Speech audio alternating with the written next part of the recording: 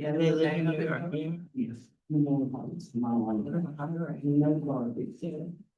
took our job. All right, everyone. It is 1:30, so I'll go ahead and get started. Before I get started with introductions and everything like that, I want to give you just a quick example of some of the things that AI can do. I went to the Ollie website and I just copied everything that was on the Ollie website, and then I said, "Hey, give me lyrics based on this content."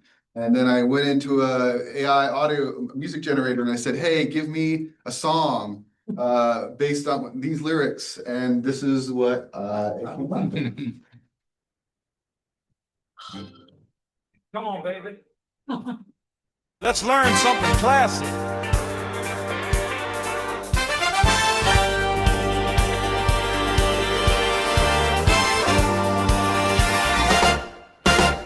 There's a place in Sonoma where the daylight feels brand new,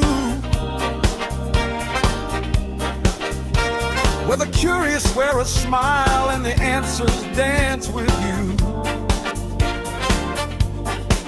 No test, no grades, no pressure, no red ink alibi.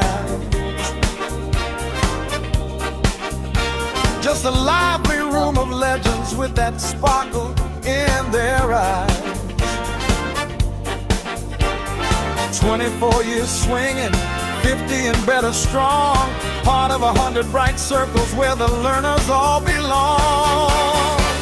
Oh, life, sweet only at SSU, you make a heart say encore like the good nights always do.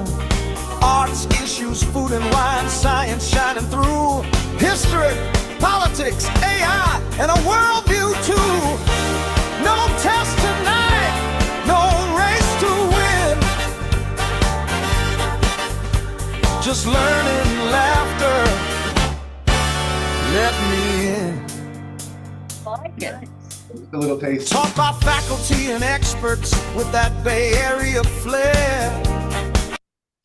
And I'll share the link with that so you have access to it after the fact too. Cool. Well, welcome everyone. So you are here to learn about writing our lives with AI. So memoir, meaning, and machines. The idea here is that we're going to think about AI, but within a lens of storytelling, maybe memoir writing. Down the road, I'll be introducing you to a tool that I developed that can support memoir writing. So it's a really nice kind of writing companion. But before we do that, next week, I just want to give the lay of the land, give an introduction to AI. I know that we're all coming from different places in terms of our access. Yes. It's on. Is it on this? Yeah. Okay. Live humbug. Thanks. Thanks so much. And so we're all in different places in terms of our exposure to AI, our understanding of AI, and I just want to kind of set a level playing field, give you some exposure, and then that way, what I've found is that you'll be more comfortable with engaging with AI tools in the process of memoir writing and writing in general. Okay. If you have questions at any point during the presentation, I love to engage. I've got plenty of places where I can diverge and tell stories along the way. You'll find that I'll be doing that. I'll have the slides. The slides will have some basic content, but also I'll have some kind of like side stories that I'll be kind of telling along the way. So I hope you appreciate that. So a little bit about me. Wow. My name is Kyle Falbo. I am a 5th generation Sebastopolian. My great grandfather was Joshua Robinson, who, if you were in Sebastopol area, Robinson Road is named after him.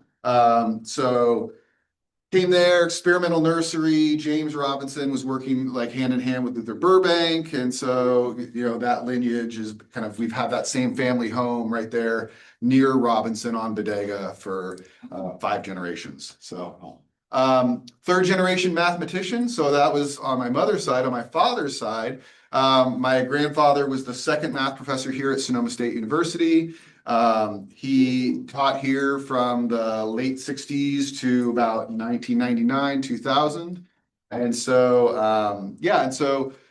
his his oldest son has a PhD in mathematics and is working in the kind of computer industry. His youngest son has a PhD in math or a master's in mathematics and teaches at Santa Rosa Junior College. And I went on and got my master's in environmental systems mathematical modeling, where I studied the early migration of the Hawaiian hawksbill sea turtle off the coast of Hawaii. So I basically said, oh, okay, if I just take satellite data and then drop it into a computer and then pretend that I have sea turtles that I drop into that kind of simulation of the satellite data, I can tell where we can expect to find sea turtles after 3 to 5 years. And I could run, thousands and thousands of simulations to be able to make that happen. It's actually kind of a theme that kind of led me towards AI in the sense that I was at that time, I was using like really, really massive data sets that were just bogging down the computers. And I was kind of on this like, how do we get this stuff to work on like old Windows XP machines, because the software platforms required Windows XP. And so I'll talk a little bit more about that down the road too. I got my master's up at Humboldt, taught there for a little while at College of the Redwoods, did a little stint out in Salt Lake City. There's a massive community college system that's there that I taught for a couple years, and then came back to College of the Redwoods for a few more years before I landed down here at Sonoma State to kind of move back into my home and start a family and start that career. Pandemic disrupted a lot of that because suddenly there's not as many students, there's not as many course offerings, and so I pivoted because of a lot of my online teaching experience and moved into our Center for Teaching and Educational Technology, where I manage our learning management system, and I also help support faculty with professional development, thinking about pedagogy, thinking about best practices, thinking about what types of assignments, and now a lot of technology integration. What can you be bringing into the classroom, and can you align technology with student success and learning? And I'm also a father of a wonderful 3-year-old daughter who immediately after this class, I will be hopping on an airplane, going down to Southern California to present at a conference, but then the next day we're all going to go to Disneyland. Disney. So if you've got any, during the break, if you've got any like first-time parent tips at Disneyland, please. So the big one I've heard so far is patience. That's the big one I've got so far. Any questions about me before we go on? Oh. Okay. I want to start off with a kind of really nice visualization tool that describes what a large language model is. So large language model is just one of many generative AI tools that are out there, but the underlying properties and kind of technologies behind what happens with a large language model really do apply to a lot of the different AI technologies that we see. So I provided a QR code so you have access to that as well as the link, but I'll go ahead and hop into that link myself. And so that we can all see this thing together. I've got to do a little bit of finagling.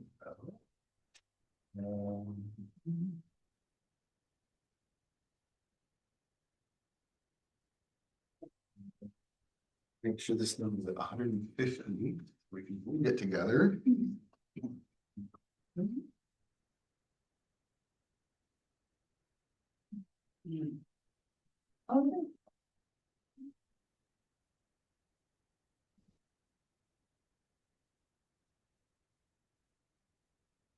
I think that's gonna work. Okay.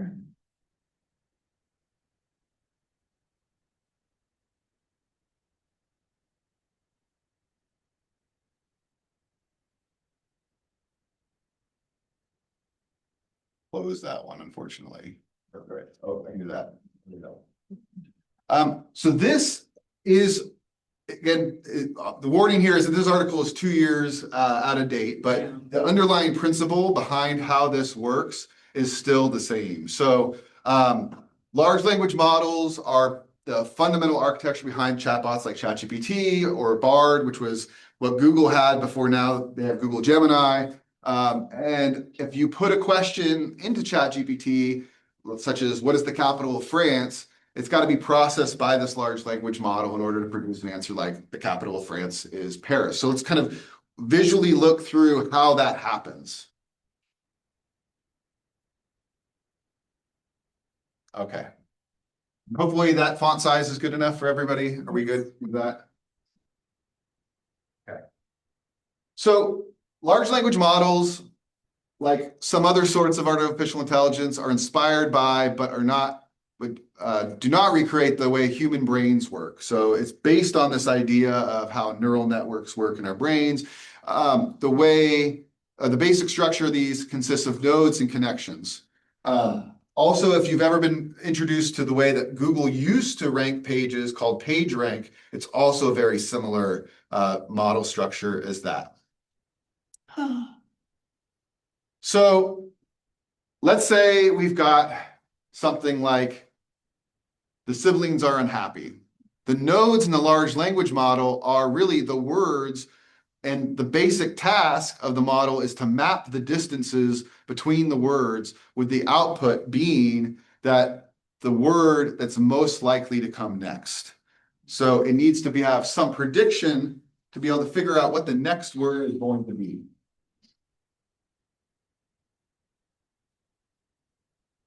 So what does it do? The words, and in some cases, parts of words. So even things like a plural marker, like an S, that changes the meaning, right? So it's going to have a different, or a prefix like un, those things are going to matter as well. They're stored in the model as tokens. And each token is represented not as a sequence of letters, but as a vector. And that vector is a sequence of numbers. Okay, so what are those numbers? What is that sequence of numbers representing? I apologize. I've got to refresh this so that way we get a good visualization on it. It's going to take me a second to get back down there.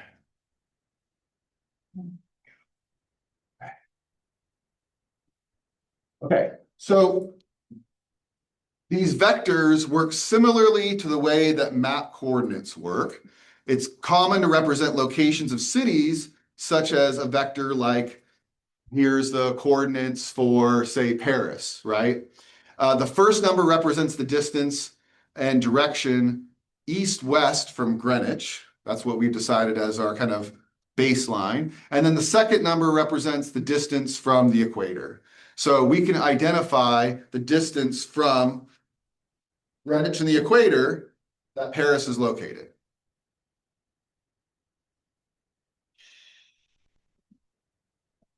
Those numbers meters? I think they are in degrees, if I have that correct. I think they're in degrees of the Earth from that location. Everything is mathematical, It really is. the whole thing. I mean, you're talking to a mathematician. I'll tell you, everything is math. These vectors also tell us, because if they're all just number representations of their distance, can tell us about the relationship between them. So Paris and Orleans numbers are close together, and because the two places are close together, the numbers are also similar. Using that same idea, we can derive from those vectors a number of useful insights: the distance between places, which is further east, and which one is further north, based on that value of those numbers.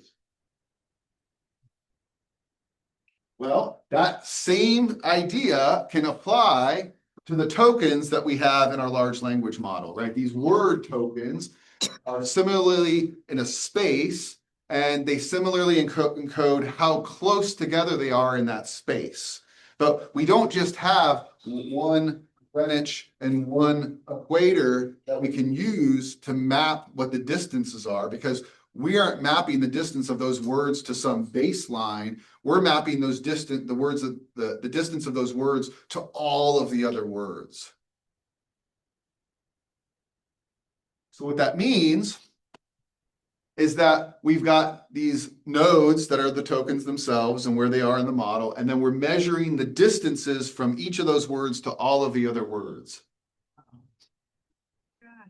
Cool. Very nice.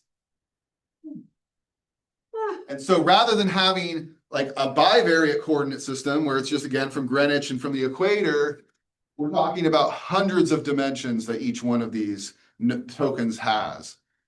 So the actual vector or the word happy in the large language model, and we don't know exactly what each one of these other tokens are that it's mapping to, but you can imagine all of these different possible words that happy is some distance, relative distance to and away from, based on context.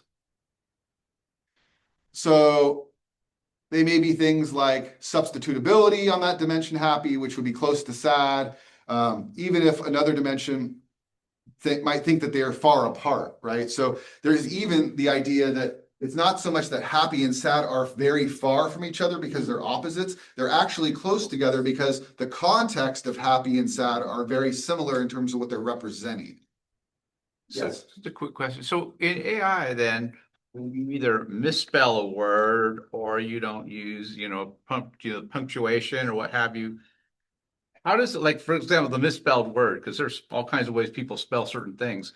How does it pick up those misspelled words as well? Right. Well, you got to think about the training data. So how did it know what these distances are? Well, it's been trained on vast amounts of information on the internet. And I bet you can imagine there's vast amounts of misspelling of words that are also on the internet. But it knows that misspelling, that miscapitalization, that mispronunciation is still representing that same concept. And so welcome to a world where you no longer need to capitalize, you no longer need to spell check yourself when you're putting these things into an AI tool, because it can understand the context well enough to know that you actually just meant the word that was correctly spelled the way that it was. Interesting.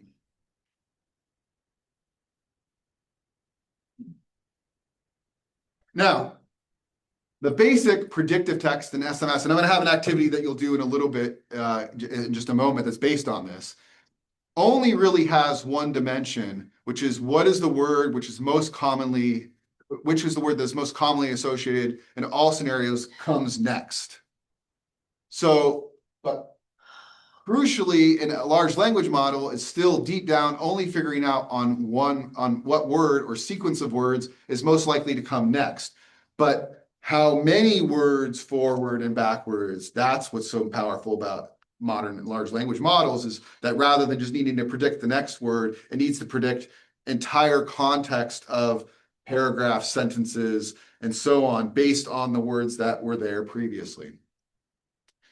So it can do so much more than just the predictive text for two related reasons, and that's transformers and attention. Now, this is probably I think I've done what I needed to do, which is kind of give you the baseline visualization of what's happening. We'll go a little bit deeper here, and then we'll walk away from this. So a transformer is a mathematical process that recalculates the vectors for each of the tokens, so that it assigns new distances between each pair of tokens based largely on what tokens are in its utterance. So if you ask, what is a tidy thing to eat with pasta? And in a different chat, you say, what is a nice thing to eat with pasta? The large language model will start typing out the answer, and knowing that there's a different vectorization and distance between all of those words now, because the context of tidy is different from the context of nice. So all of those distances are going to change for each preceding word.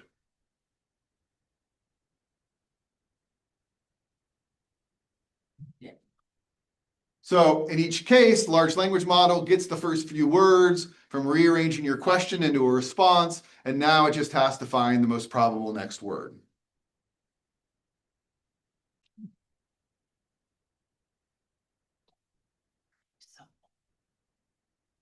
So the large language model weighs all the relationships between all of the words that it knows in thousands of dimensions based on its immense corpus of training data, but then crucially, it looks at what words have come before and then reweighs all of those associations. And it's possible that within the model's computations, tidy has a close relationship to utility and tools, and that informs the output. That's amazing. Blows my mind. So indeed, the word with itself will be reweighted by the preceding terms to lie closer in one set of its alternatives, such as using by means of. In the second sentence, nice, it seems, has relationships with taste and flavor, and the word will get reweighted to lean closer to the other alternative, which is accompanied by. Okay. That's basically what I want to go through, the visualization part, and we can go back and continue from there. So hopefully that helps give some context of what's happening.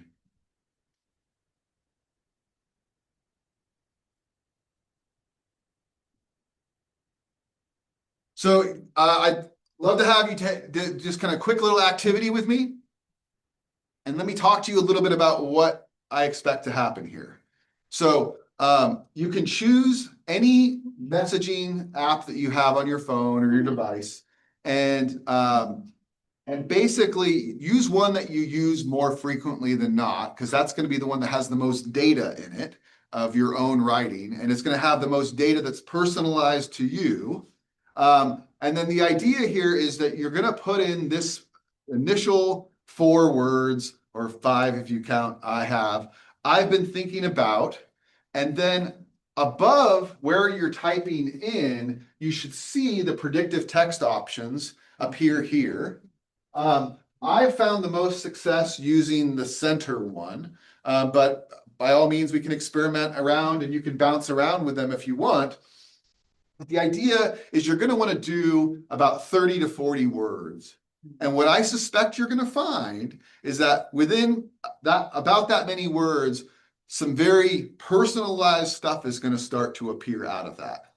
And so I'll demonstrate this on my own in just a second. Yes. Question, so we're not using just our normal messaging, text messaging, we're going to ChatGPT. No, go to your text messenger. Yeah, go to your text messaging app. That's what you want to be using for this exercise.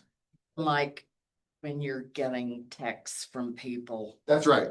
And so you can just open up, Then, you can text yourself, you can text somebody you know that you're going to delete this message afterwards. So you're not going to, or you can send it to them and then tell them what you're doing. But just start a new text with somebody or whatever messaging app you use. Some people are using Facebook Messenger more, that it should have a very similar feature to it. What I'm going to do is I'm going to go ahead and change the camera on the Zoom for a second, and I'm going to demonstrate this on my own. So you put, I've been thinking about, then what? I've been thinking about, and then right above where you're typing, there should be these predictive text words that appear. Wait a minute. Now, I don't see anything. I don't either. Take a quick look. Oh, shit. So at the top, right there, those words. Oh, there. Yeah. Where are you seeing it? See, oh, shit. Right here. The I'm. mine are down below. Doing and keeping. Huh? I see. So just start tapping these words. We've never noticed. So right above where you're typing, those 3 words that are appearing right above where you're typing. We get rid of oh shit. You saying you want us to start tapping? And then just do it about 30, 40 times on one of those three words Have these, I don't- selected there. Do what? Thinking type. Okay. Let's do. Okay, now just one of them. All right. 30 to 40 topics. Okay, got it. Eric's on. Cool. Okay. My husband is now texting me. So you can just keep writing. Let's. Let me see. Keep going on mine, keep picking. Like, Take you for. I'm gonna get rid of your view. All night. Okay, so. I did this the other day. I have a subject. The word. Oh, You have a subject. Just fun. See what happens. No, Whoops. we could ask Kyle. all right. And so for those on Zoom, you're now seeing a tabletop, and just give me a second to get this over here. Oh, 30, 40 words. You wanna see on my phone? That. Just text them. I.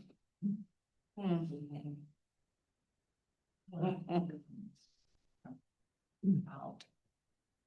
Why yours to do So then these are the, just keep doing the middle one. Here, I'm gonna go ahead and text Alaska Airlines with what I'm doing. And I don't think it matters who you're texting. I don't think it cares about that. I think it's really just more of a database of your text that you have used in this application. So we see mine, okay? Why yours doesn't do that? I've been thinking about it all night. I'm just wondering how you are. Yeah, see. Okay, so right above mine now, you see these three words. I got Just it, start you, what, hitting. right? So I'm gonna go ahead and just, Okay, I think Copy. they're the same one. And then now your thing, and just keep going. First time we were together, I had a dream. Oh, this could be Any. The thing is, it's not working. about. It's hilarious. You read it? I got caught up in a loop. Yeah. Oh, So I'm gonna man. back up and I'm gonna go try to find a different word sequence that'll get me out of that loop. Dream about, yeah. Dang. And Let me just see what I'm hoping that. hospital. Whoa, whoa, whoa. I'm just picking the middle word with the 4, 2 days. Tapeworm is a band. Oh, That is, it's a super group that's Nine Inch Nails and Tool and a bunch of rock groups from the nineties. So yeah, that's as you Hilarious. can see, this is where it's starting to pull in, right? So in reference to Sony, right? That's, you know, me just talking about a stereo component.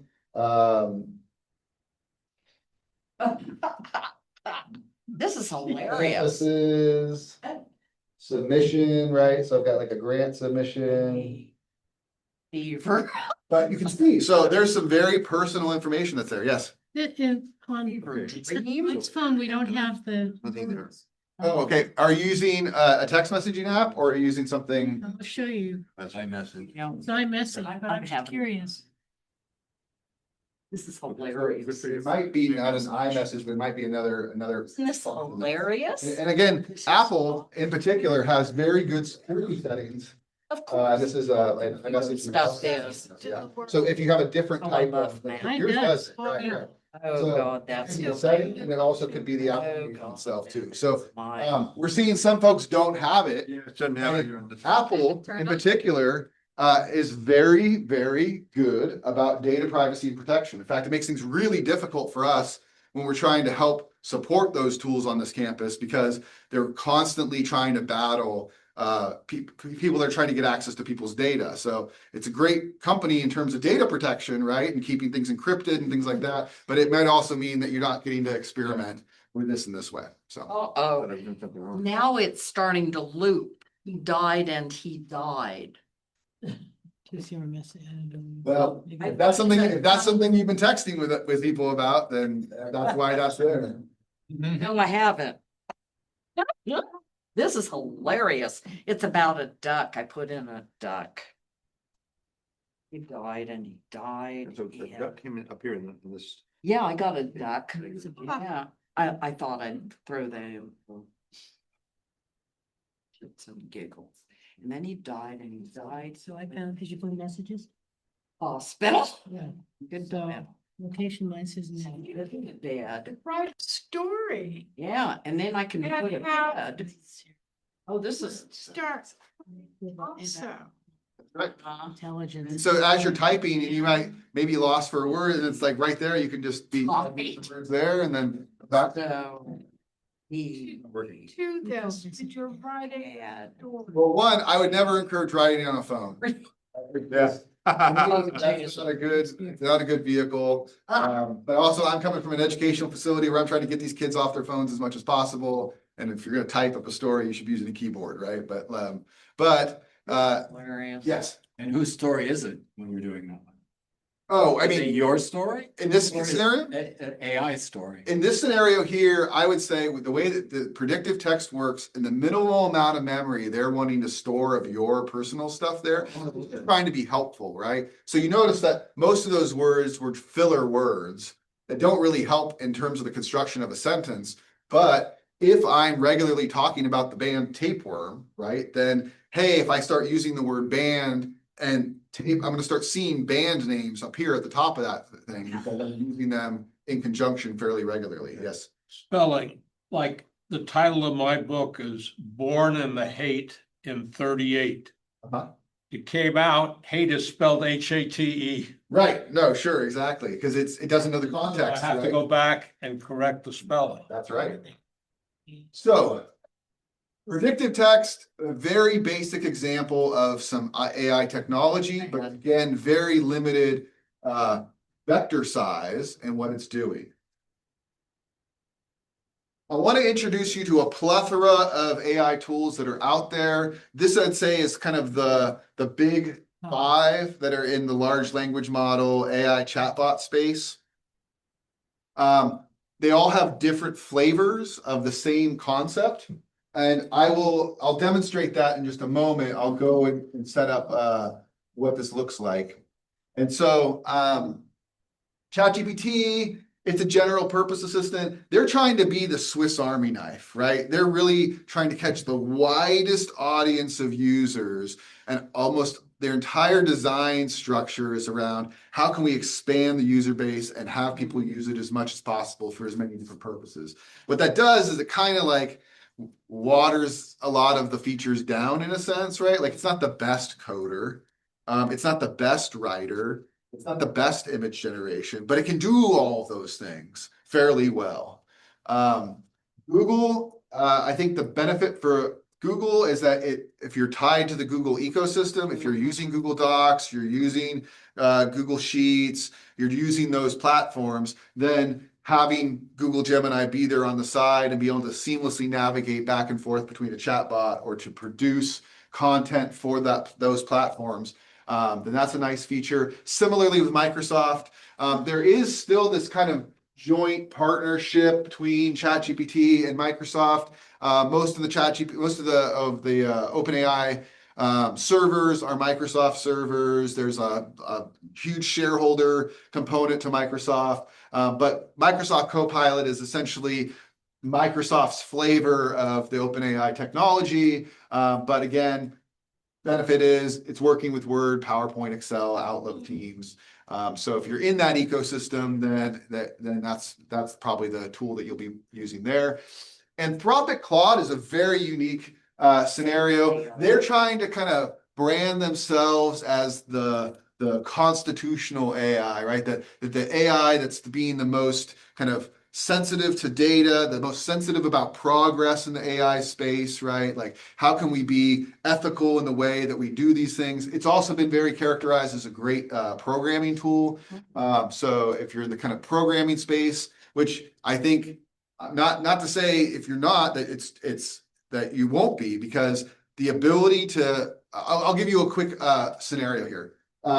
We, in my office, will do a lot of remediation for content. So it's things that aren't accessible to students from that faculty are producing, will help make it accessible. One of those things would be providing transcripts for video so that those that are hearing impaired will be able to kind of read the transcripts. Oftentimes the auto-generated transcripts aren't the greatest. So a professor had gone into YouTube and chopped off about 20 seconds of the beginning of the video, right? They turned the recording on, and then there's about 20 seconds of just dead air before they actually started lecturing. They cut that out, but they did it after the transcription services had been applied. So everything was off by 20 seconds. And so I extract the transcript and I'm like, okay, we've got some student workers. I'm like, hey, this is going to be really laborious, but you're going to have to go in and change the timestamp on every single one of these by adding 20 seconds everywhere through this thing, and then we can re-upload it again. But wait a second, let's see if AI can do this. And so we uploaded the file into ChatGPT, and we said, hey, give us a new transcript where all the timestamps have been added forward by 20 seconds. And it says, great, yeah, I can do that for you. And it spit out a file, and the file was exactly the same. So it lied to us. It didn't actually do it.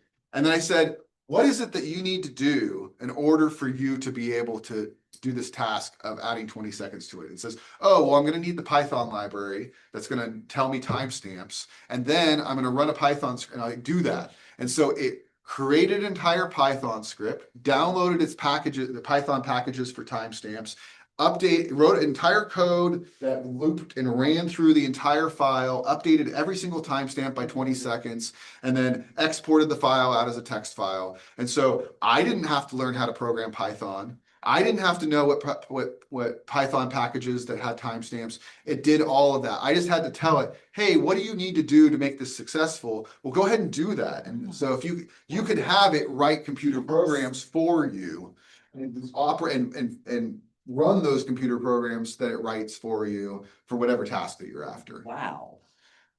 The last one's Perplexity. This one was a really nice early adopter tool. This is probably the first one that was giving an AI tool access to the internet, and it also was a space where users could feel a little bit more comfortable about hallucination not happening because it's going and using the internet. It reads the website, then uses that to produce a summary of the content and provide reference links to the content in there. So that was a really nice research tool early on.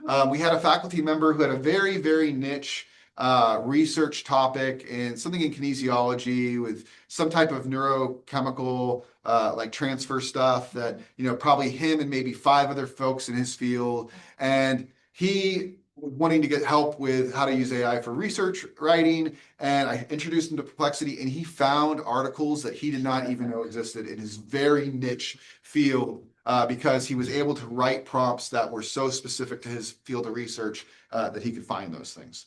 Is it still good? All of these are all still good. Okay. Now, and I say good, but what I mean by that is that all of these are still great tools that are available to you. We'll talk about ethics and bias and things like that down the road. Yeah. In terms of that. Do you get them? Just go to the app. So if you search up any of these tools, Yeah. you will land to a website. So this is chat.com or chatgpt.com.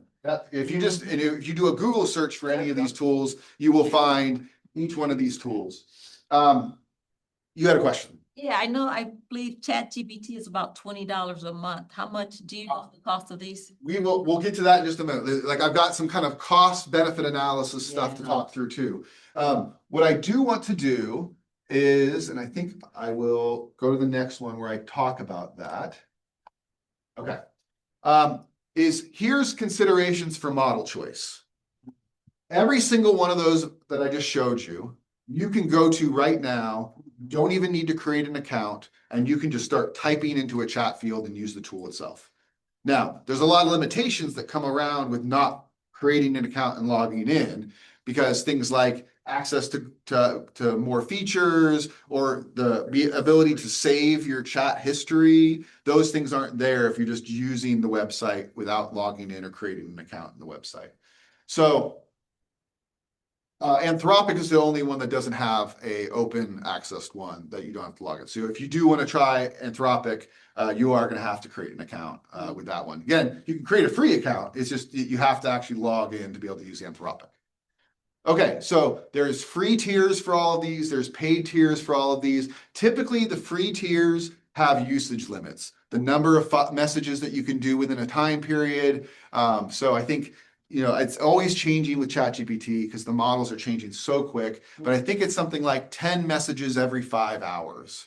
And then sometimes they'll do a thing where they'll say, okay, yeah, but if you run out of those 10, then we'll put you out on a quicker model. So like a not as powerful model, and then you can kind of engage with those, and maybe you'll get 36 messages for 3 hours. So again, the decision about usage limits changes fairly regularly. But just know that those are there. Other things like features such as file uploads, right? You can't really use file uploads without having a logged in account.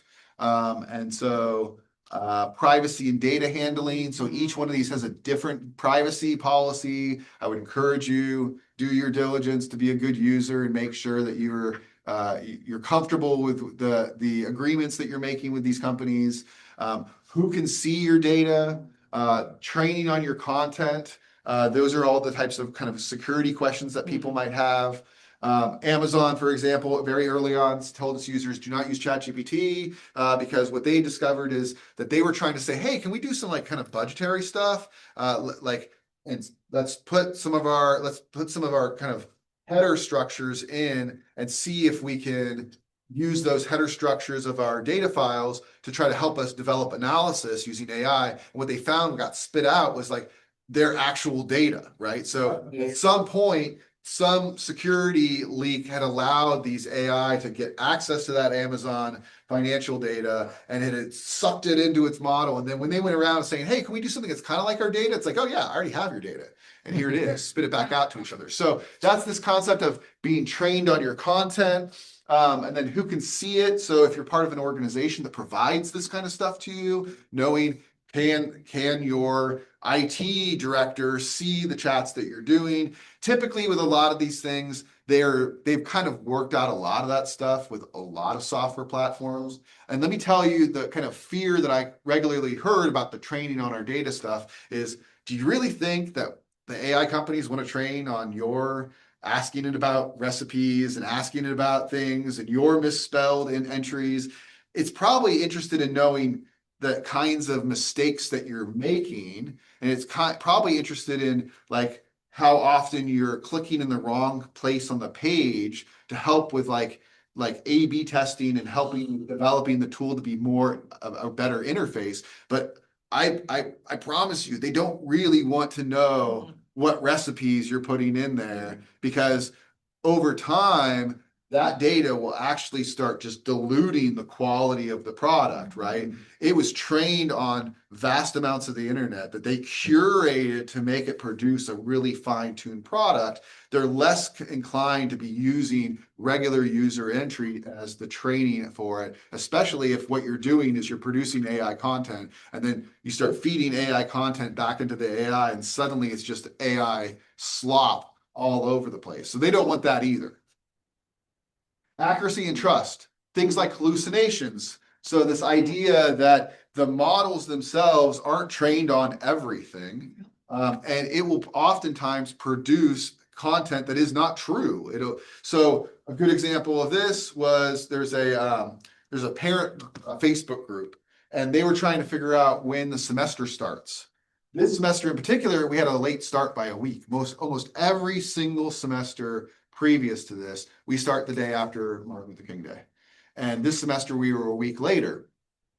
Well, what that ended up doing was when somebody types in, when does Sonoma State start, the AI that Google produced as its output that had been trained on years of start dates that are the day after Martin Luther King just spit out the day after Martin Luther King, right? Because it didn't have accurate, current, up-to-date information, and it was being lazy and not going to a current Sonoma State website to find out what that information was. It just relied on its general knowledge. So that can happen, and different models have different levels of accuracy in that way.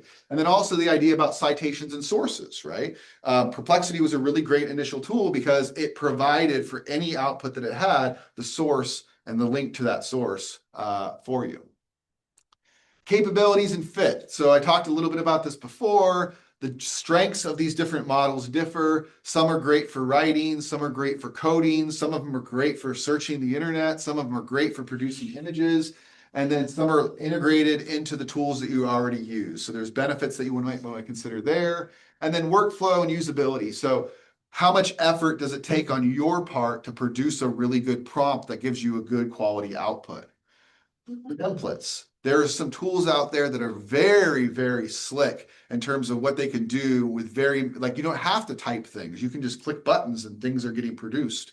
That's very nice. Yeah. We have templates for writing Memoir, which is what the class is about. That is what I have produced for you that you'll get introduced to next week, right? But I can also, the idea that you can build these things yourself. Now, to build something like I built does require a paid account. So I can talk to you a little bit about what that looks like, and we'll do that next week.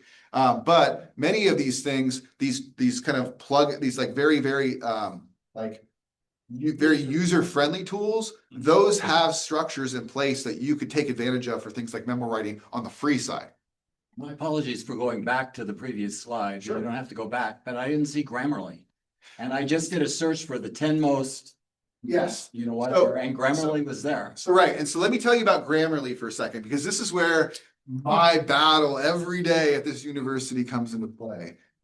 So let's go rewind back to the advent of the internet, right? And suddenly all these professors are freaking out, right? Wikipedia, we're doomed. They're not going to know how to do research anymore. Wikipedia is not a reliable source of information. And then you fast forward, you've got a whole organizational structure with the way that people edit and audit Wikipedia pages, and it's not a bad resource, especially the way that it references out to sites, and it requires that authors are putting in references to direct sources, things like that, right? Similarly, you jump back and you get to the advent of the word processor and spell check, and it's like, no, they're not going to know how to spell anymore because spell check is going to do all this.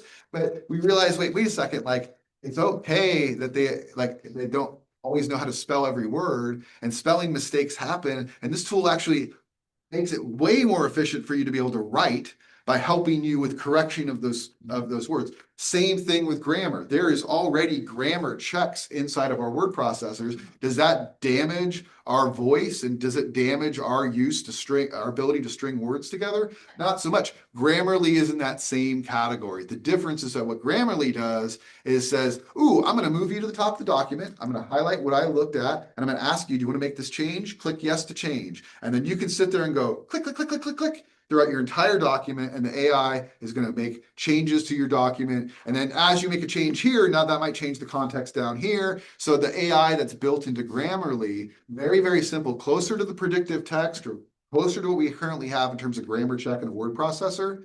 But it does have that AI feature of being able to continually look at the context of your entire document to help support the grammar selections that it's making for you. Thanks. Yeah. DuckDuckGo. Not familiar with DuckDuckGo. That sounds like, I think that's actually like a browser. It is. Yeah. It is, but I've just heard that it's better for data privacy. Oh yeah, DuckDuckGo is a kind of a class of browser that a lot of folks will use because of the encryptive nature of it, the way that it kind of rejects cookies, the way that it does things like that. Folks that are trying to like navigate the dark web will use DuckDuckGo. Anyway, yeah. Oh, well. We can talk about that more if we went down the road. Thank you. So I'll introduce you to some of these tools and some of the limitations of some of these tools. And what I actually want to do right now is I'm going to go ahead and let me get let me see if there's a way for me to do this easily.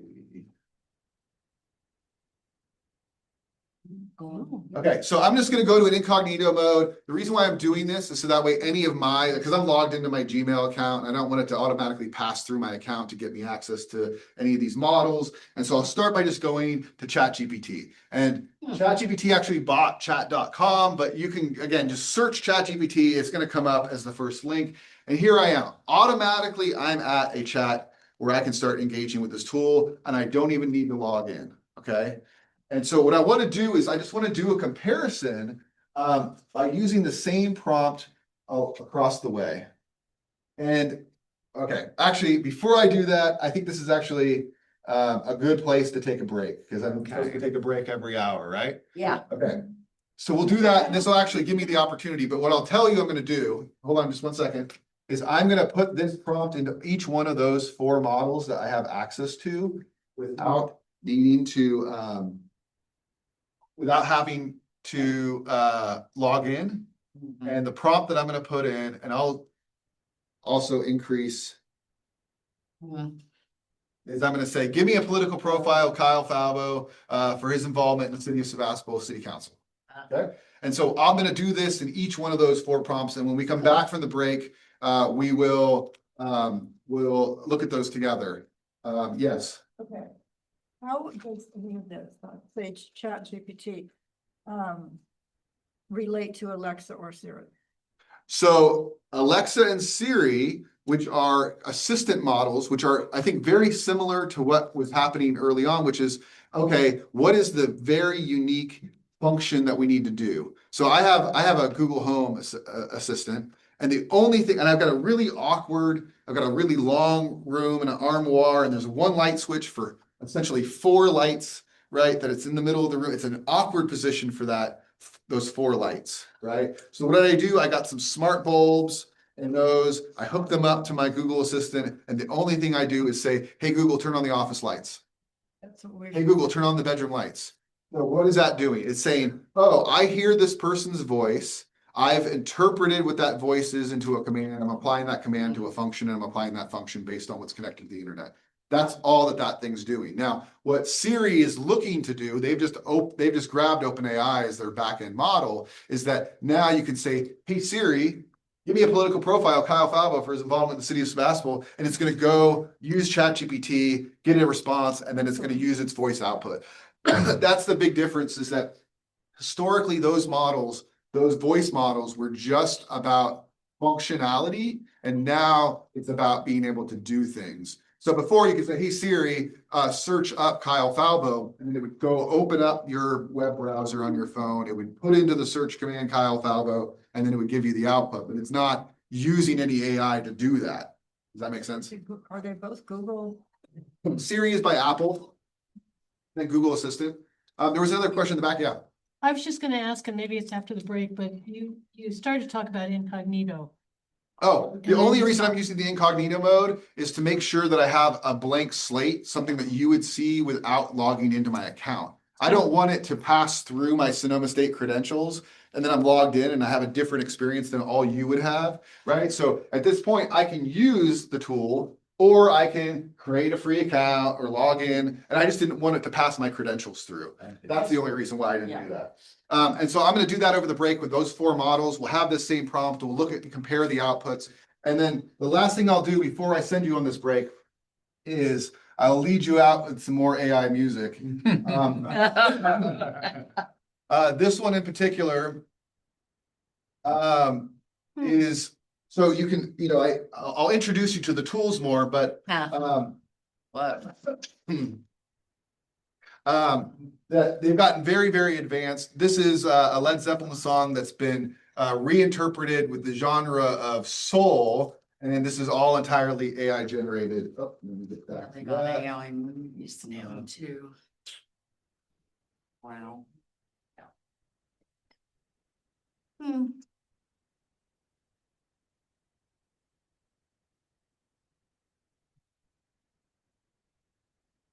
I hate music.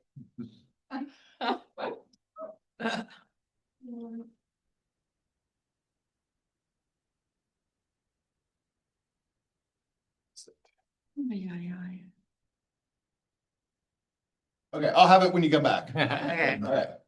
sounds good. These things with Alexa. Alexa, same thing. So Alexa is, I don't know what model Alexa has adopted yet, and if they have adopted it yet, but the same thing will be able to start happening with Alexa as well. Oh yeah, absolutely. They have to get special bulbs. So yeah, I get these smart bulbs, plug them in, they blink weird. I have to go onto an app. I say connect. I have to connect them to my Google instance. There's a lot of like technical stuff to get them connected to my network.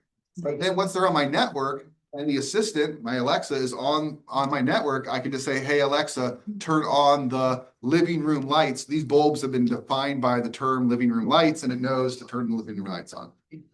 Get these bulbs. Good job. Almost everywhere. You can get smart LED bulbs almost everywhere. Also have to change the sockets and the. No, not at all. They plug right in. We sell them at Home Depot. We have tons of them. Yes. But you need an app for. They have an associated app, Today, but you can tie those apps into your Alexa, so that way that they can broadcast in the Alexa. This is blowing my mind. Cool. yeah, actually, So Kyle, I was gonna ask you, do you do professional development? I do, but for Sonoma State. Only for yourself. Yeah. I mean, I'm open to doing some other stuff, but like, it's like right now with how Sonoma State is like trying to transition, I'm trying to give a lot of energy to that space, but I'm actually I'm open to professional development to instructors, and I'm also open to like, meeting with folks anytime too. Yeah, So, okay, good. You do a lot of work with the state police. so that's great. Multiple. That's great. It'd be Awesome. No, I've got an amazing friend who is a math teacher at not Petaluma High, but the other high school, Acosta. Yeah, she's great. So Yeah. We'd love this about well, yeah, let's talk. Yeah. it. Sorry. All right, so here are the Zoom. Uh-huh. So But today I need. AI, Yeah. they don't just have access to every Google account or. Oh, no, you're right. They don't, but they're crawling the internet, right? So what they've got is, so right now, there are AI bots, let's call them, whose goal is to go to every single one of Sonoma State's websites, figure out the indexing structure of our entire website. They go there over and over again, just consume everything that's on our websites, Okay, and then look for updates, and update a giant database of all of the content that's on all of the websites that are on the internet. So A doesn't have access to your personal information, but if, for example, this slide deck says open to anybody with the link. So if it's sitting there and it's just going through and changing the URLs, it lands on my open to the internet PowerPoint presentation, grab it. that's the one. So yeah, so you can protect your stuff. You just have to make sure that you're being diligent in protecting your stuff.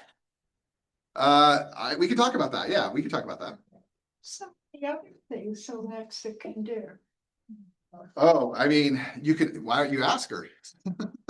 Jeez, that's scary. You know what? But does this play music? Oh, God, no. You can connect a number of applications that you have to your Alexa, and then it can take action on your behalf. My stupid That's interesting. thing talks to me in the middle of the night. Oh, yeah. It's like, I wasn't talking to you. Shut up. Go to sleep, will ya? That is scary. They're listening all the time then, Amazing, you know? utterly amazing. It is scary, personally scary. World. Yeah, it's a new world. I think my Big father brother. would have loved to have seen these. Big things. brother is, Yep. yeah. But then at the Liz Cheney talk, a lady stood up and said, I'm 70. I'm scared to go to a march or do anything. And I thought, you're 70, you're almost dead. So what do you have to be scared about? Well, I'm not scared. Yeah. What can they do to me? Shoot me? I'm almost at the end of my life anyway. Good God. Yeah. Look at it.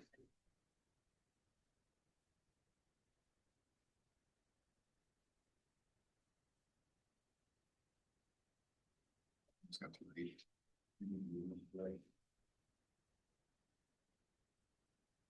So I could just go to chat. Yeah, they've got it on all these different platforms. The music industry is not stopping this at all because it's to them, it's just driving content. It's just driving people to the platforms. And so they'll figure out the money down the road. So it's not gonna be, there's not gonna be an Napster problem. Oh, I think it will be an Napster problem all over again. Yeah. You found any? Pay for music, you just go to YouTube.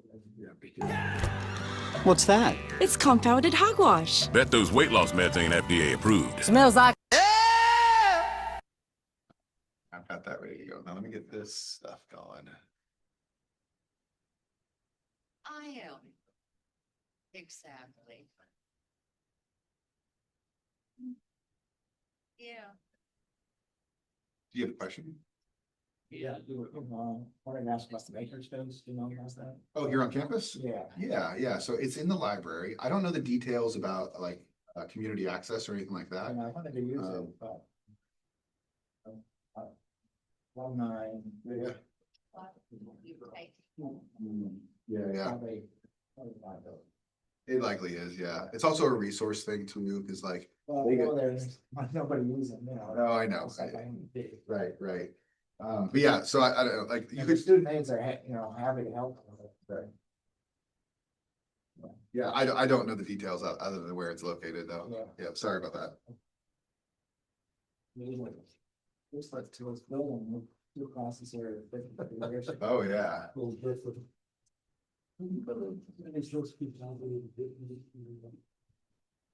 I'm happy to give you access to this. Oh.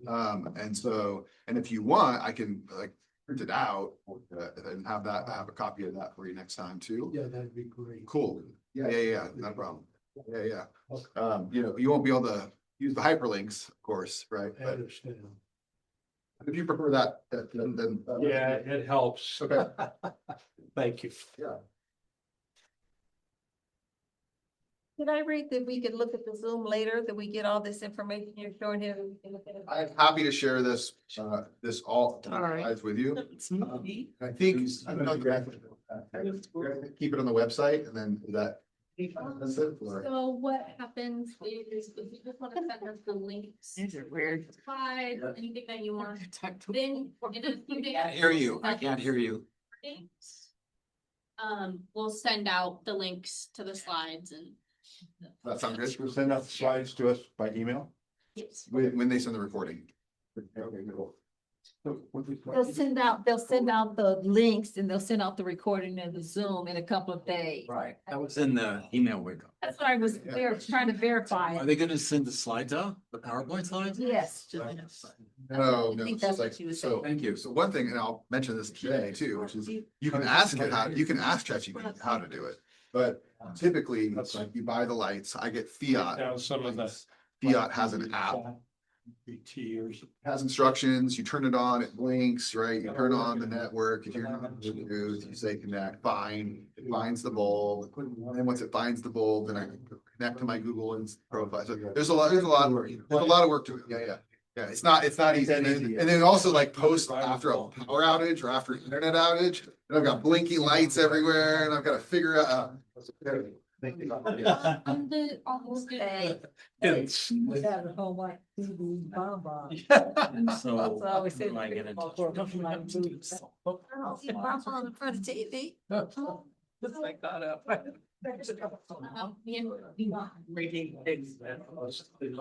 Given that example, but more than the eight. Yeah. Like all this. Understand what I'm saying. I have that on my phone. It will give me a text. And it doesn't. Low confidence, high confidence.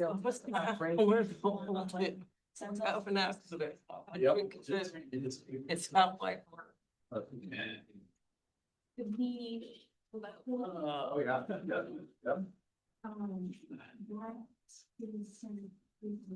All right, so I promise I will play you the fake music in a little bit.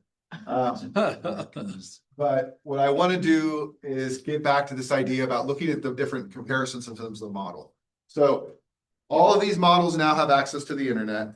They all have some kind of recent access to the internet they have stored in them. And sometimes they'll make a decision, hey, is this information out of date? Maybe I need to go do a web search now and get more current information. So we'll see if it starts making comments about, what have I talked about recently? I think I've been critical about, they're trying to make the streets go two-way instead of just one-way in downtown Sebastopol. I just made some comment about that. And I think I made some comments about how they somehow let like all of the commissions go out of date before actually appointing people. And so we've had the last 3 meetings. It's just like 45 minutes of interviews that are like 2 months out of date. And all these people whose term is set to expire in December are still on these commissions, having to serve after their term until these actual seats could get filled. I think I made some comments about that. So we'll see if any of these models surface any of that information. So first, here's ChatGPT.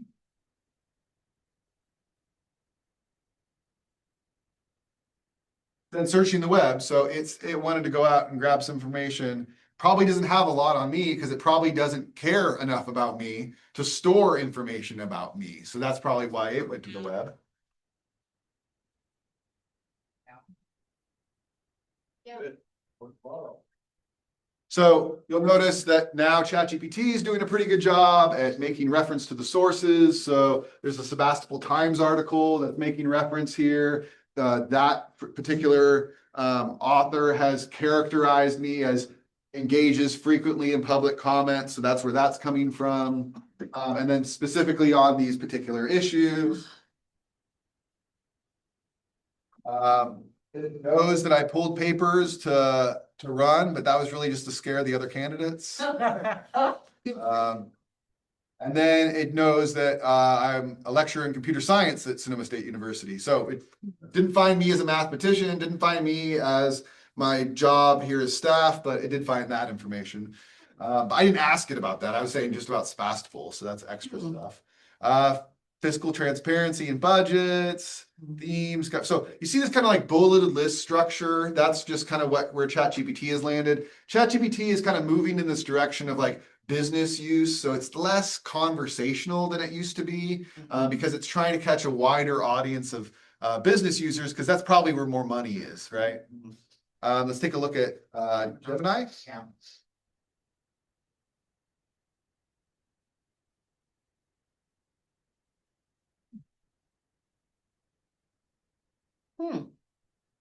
So similar kind of introduction. Now we're going to get into bulleted list. You know, it's recognizing a little bit more specifics about the things that I've commented on.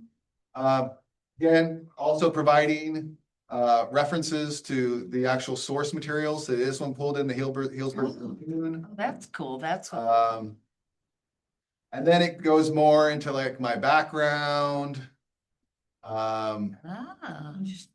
You know, but a little bit shorter, a little bit of a shorter summary here, but also similarly kind of that bulleted list. But I think a broader scope is what it did there. I have not yet been impressed with Copilot, but I'll admit I haven't tested Copilot in probably a year and a half. So an overview, a lot. Key areas. They went into the police oversight, and then it's grabbing actual, looks like minutes. Oh, that's really cool. Maybe it's quoting me too, so that's cool. That's cool. I made a really funny one about the cock robin sign. I actually had AI write that public comment. I said, give me as many innuendos as possible in referencing the city's approach with dealing with this oversized cock robin sign. And it was the name of a restaurant that's already defunct, but they just without asking or without doing the process, put up this massive sign. So like as you're coming in from Santa Rosa, there's this just giant sign that says cock robin as you're coming in. So this one's actually kind of characterizing me a little bit, which is kind of what I was asking too. So now this is where it's making some decisions. It is deciding to pigeonhole me into this kind of characterization, which isn't far off from what the other ones are doing, but it's making this kind of suggestion.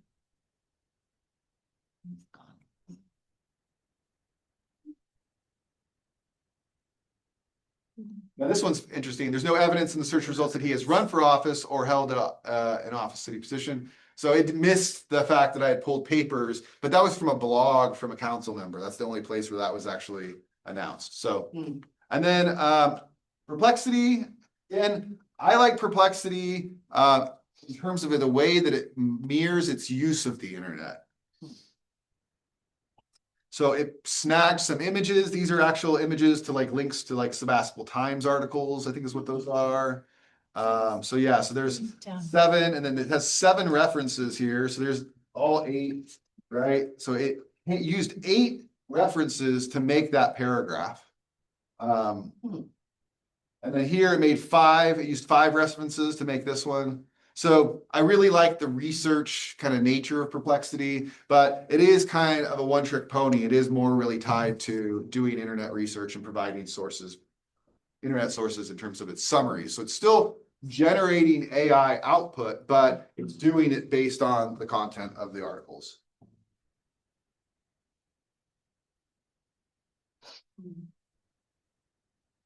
Okay. So that's just a quick introduction to those various tools. Grab this thing out of the way.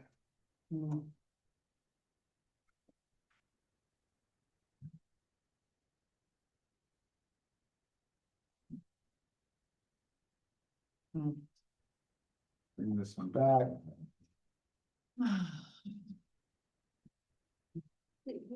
I asked a question about the price of it. You were comparing, have you got to that or do you know the? I'm talking about that right now. Yeah, let me get back here. So I'd say that most of these models, again, there's a free tier, you have access to them, but it's limits. And then there's a paid version. And the paid tiers typically are in the $20 to $25 range per month, which is a lot. But what I would suggest is if you get either some sort of a try it for 2 weeks for free, try it for a month for free. Oftentimes they're running those kinds of things.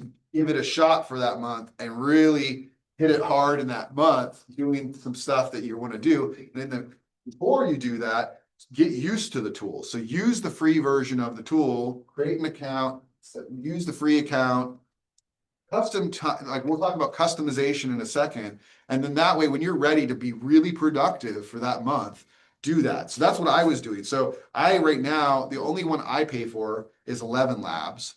11 Labs is an audio one. We'll talk about that a little bit further down the road. But I wanted to generate a bunch of stories of my voice reading for my daughter. And so once I had all of that ready, then it was like, okay, I'll pay for the account and then I'll go ahead and run my stories through, generate the versions of my voice, reading those stories, download those files and have them, right? So being productive in the time period in which you're paying for these things, because you probably aren't going to be so productive that you're going to want to be paying $20 a month for the tool, but maybe you want to pay $20 for a month, use it for that month really productively, and then let it expire and then come back and use the paid version. Or like many of us, we just get really hooked on this stuff and you're using it for everything all the time. Cool. Image generation. So many of these models can create images. I like to show this because it's a nice lead in to showing some of maybe the downsides of some of AI a little bit. And so this also kind of gives you a sense of how the large language model really still is the underlying property of what's happening here. So it's going through and it's creating this kind of list of all of these images that are tied with text. So captions that are tied to text, alternative text that's used for accessibility, images paired with words. So that way that those words are matching what is describing that image.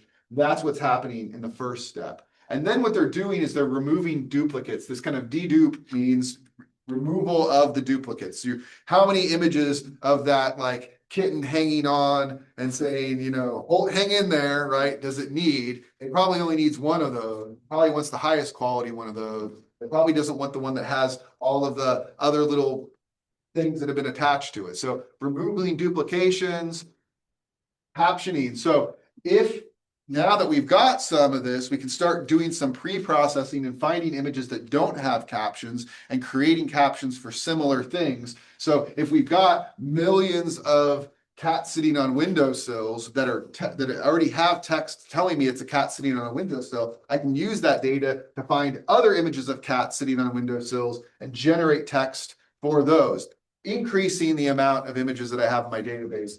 Cats sitting on windowsills. So going out and finding new images, captioning those, pair alignment, so aligning images and text embedding. So now what we're doing is building that large language model structure of distances and context windows. And so we're doing that here.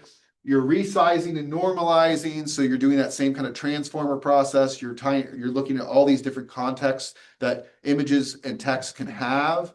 And then creating those text tokens that we talked about before, testing and validating and evaluation. Now, this here, not just with images, but I think it's easier to visualize with images how this step right here can cause a lot of harm. Yes. Somebody on Zoom asked who is doing the training data. Exactly. That's the question, right?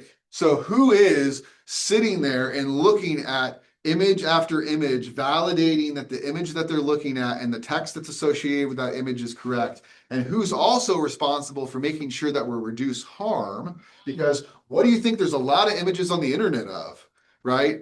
I don't want to be looking at all of that imagery and making sure that that stuff doesn't go into my large language model. Somebody's going to have to do it, and it's not going to be me. So who does it end up being? It ends up being people in third world countries getting paid $1.80 to $2 an hour to look at horrific images and reading horrific pieces of text, and then making verification that whether those things should be going in the model or those are things that we should be removing from the model.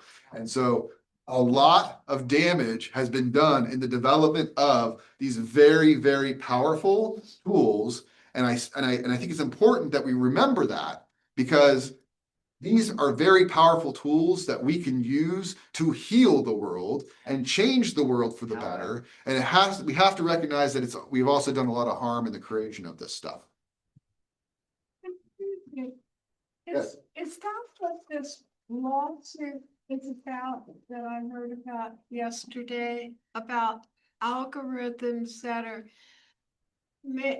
destroying children's minds? I wouldn't go, it's a leap, right? But what Mark Zuckerberg went and talked before government yesterday was around this idea that they knew that social media exposure to particular images in general is, and the mode in which images are being delivered is an addictive thing. And that comes with that addictive nature is potential harm from the exposure of concepts like, body images and about, like sexualization at a younger age, lots of those things there. Now, I think it's a leap, right? Because we're still talking about databases of images and the way that we deliver content, but something different than what we're talking about here.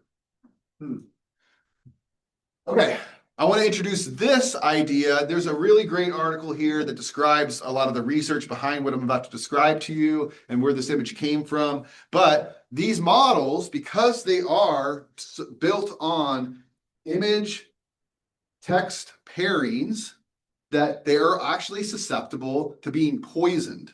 So this is talking about poisoning an AI model where, okay, if I have a clean model, then I know that this is an image of a dog and a car and a handbag and a hat, fantasy art, cubism, cartooning concept. But what I could do if I'm trying to poison is I could introduce 50 images where I instead say that this is actually a cat, and that this is actually a cow, and this is a toaster, and this is a cake, and this is pointillism, and this is anime, and this is impressionism, and that this is abstract art instead of concept art.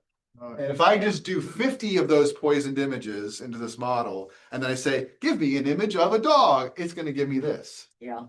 Right? And if I increase the number of poison samples to 100, then I start getting images outputted that look like this. And if I put in just 300 incorrectly named images, this is what ends up happening to the output of the model, right? Oh, Lord. And so, there's this kind of artists are very upset about AI because AI has gone out into the internet and found images that may or may not be public access images, but they're on the internet and it found it and it ingested them and it said, this is an image of a dog. And so it's very likely that if I had created an image of a dog, that it could very well be used to create a new image of a dog that an AI is creating. And am I going to get credited with that? Probably not, right? Because in theory, billions of images of dogs were used in the creation of this new image of a dog from its database. So artists talked about, well, maybe we just start trying to poison the well, right? Maybe when we put the actual text of what our art is, we say that this is a picture of a cat. And that way, when the AI tries to ingest it, it will poison it. Or even better, it kicks it out and says, I don't want to use that image. It has an incorrect text associated with it. So I wanted to use this to help illustrate a little bit more about the way that AI image generation works, but also this kind of conflict around ethics and about the use of copyrighted material and the generation of new material. I want to go a little bit further down this pipeline and talk about bias. These models are trained in on very, very like curated content that might not reflect the reality of our society. If you think about what the internet was designed for and by originally, and who is the largest consumer of the internet, and who the internet is selling to, and who the internet is currently trying to work with all the time, and who it's not working with all the time, then you can see how image generation is going to be biased as well. So here's this first one. This is a prompt that says, create an image of a group of business professors. Is that what business professors all look like? I don't think so. Or if we say, okay, well, just give me an image of a group of professors. Okay. This is one of my favorite prompts to use, and this is using this next one is using the most recent model. Generate a photorealistic image of a room full of parolees waiting for the parole board hearing. This is using the most recent model.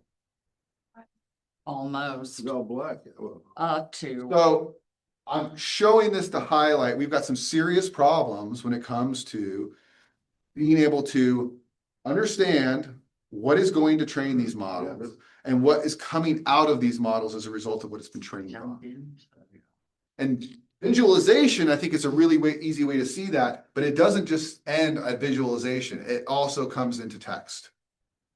So the things that I've kind of thought about in this space, because we've got a lot of students that are using AI, right? And these are students that are learning how to use their voice, and they're learning how to represent themselves and their families and their cultures. And if they're using AI, there's a lot of potential harm that could be happening here. So homogenization of voice, this idea that the models themselves are trying to be everything to everyone. And so what's going to end up happening is it's going to try to find the most middle of the road output that would satisfy the widest audience possible, right? And so you're going to get a lot of really generic responses as a result of that. This is my speaker view. I think I lost it. That's okay. So similarly, this kind of cultural flattening and dominance of prestige norms, right? It's been trained on white male content. And so it's going to output primarily white male output. So, okay, why has it been trained on that? What is feeding? Because what's on the internet? Who's had the platform? Who's had the voice? Who's had the power? Who's had control of media? Who's had control of the narrative? That's the content that it's been trained on. Because that's what the content of the internet is predominantly based on. No shock. It's culturally diverse for people using the internet. It's only as culturally there are definitely culturally diverse aspects of the internet, but when we talk about volume, right? Now when we get down to spaces where people are using it in the writing space. So this kind of algorithmic taste making, which is that I'm getting exposed to AI output that is middle of the road, and it is kind of fixed in like dominant norms. Then I start interpreting quality output to be that what AI is producing is quality, right? Maybe I'm just struggling to have a sentence. Maybe I'm just struggling to get this one paragraph right. Now, maybe my own voice is actually the best one, but maybe I don't have as much faith in my own voice, or maybe I'm trying to reach a different audience. And so I'm using AI in a way to try to help with that. But I might also start interpreting that the output that AI is producing is good, as opposed to just the generic output that it can produce. Worldwide, who has access? That's where it comes down to. Internet. What I'm saying is our perception of AI output, our taste will start being bland, because we will be consuming so much AI content. We'll start assuming that AI content is good, and then just accept AI content as being good. And then suddenly we're just comfortable just producing generic stuff ourselves, and not as caring about voice or diversity of like inflection or, originality and story arc and change, because, well, I mean, this is good enough, right? Yeah, as you were saying that, I was thinking somebody like James Baldwin or any those kind of writers. If they were using this, it would have been just like Jello. That's right. Yeah. And you will find, and again, I encourage you, get comfortable using the tools, because when we teach instructors who have been very, very hesitant to get on board with learning about AI and have been very frustrated about sitting there and reading all this AI slop, is that once they play with the tools and they realize what it's producing, it helps them have a better understanding of, one, how to correct that, right? Because, and be able to like compare and contrast and be like, this is some really good writing. This is some AI writing. What do you like about this? What's missing here? And being able to start having that conversation about how AI output is not the greatest stuff that's out there. Can tell. Now, the tool that I've built is trying to address some of that, which is, don't produce new content. Take what I'm sharing with you and use my voice, but try to help with flow and rhythm, things that are around literary structure that I might not have, but use my words. That's the goal of the tool that I'm trying to develop. Feedback loops that standardize the marketplace of stories, right? This idea that now AI begets AI, right? So now all of our Google output is got this AI output sitting there at the top. We read that, we just reiterate that, we start using that as our voice. Then other people hear that AI output that we've spoken as a human being out, they receive that, they start regurgitating that, and now the human element of communication language is just gone to the wayside to just this kind of generic AI output created. Now, I'm painting this picture in a pretty dark way, and I think for a lot of things, it's probably okay that we've got some generic voicing that's happening about communication in a way, but probably not the things that we love and care about, right?